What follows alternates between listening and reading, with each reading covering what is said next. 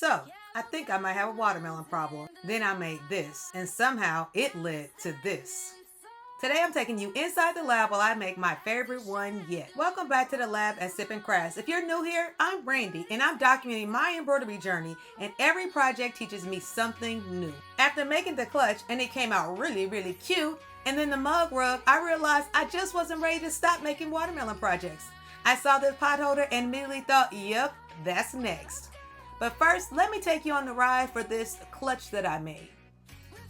This watermelon clutch was cute, but best believe I had to make it twice. Not because I liked it twice as much, but because there were some errors.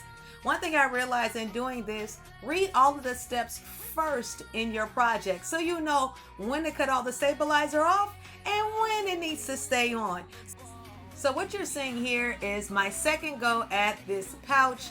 Now realizing when I need to cut the fabric away from the backing, and here I had to make 1/4 inch seams all the way around. Tell you what, a trimmer by George definitely would have been perfect for this project. Here I am in the home stretch of the project. I needed to poke out my corners to make sure they were nice and sharp.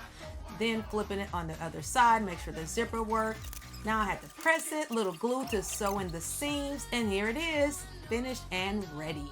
Which led me then to my next project, the mug rug. With the mug rug, I learned how to do envelope folds in the back as I flipped over my mug rug and make sure that it was all intact. So what really surprised me was how much I enjoyed these.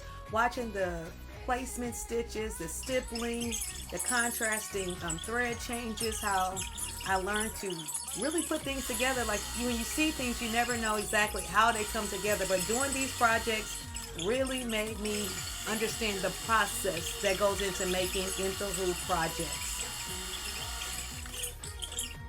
I began to ask myself, would I make these again? Absolutely. Are these things that I could sell and give as a gift? I think so. With more practice, as I really perfect the craft of in-the-hoop projects, these are really things that I can take to a market and begin selling, especially since holiday time is coming around. What would I change, if anything? Nothing. Because without the mishaps and things like that, I would not learn the things that I know now. So at this point, I think it's safe to say I definitely have a nice watermelon collection. Mug rugs, pot holder, clutch. Oh yeah, I am ready for this summer season. Thanks for spending some time with me here in the lab. If you enjoyed today's project, don't forget to subscribe because I've got plenty more embroidery adventures to come.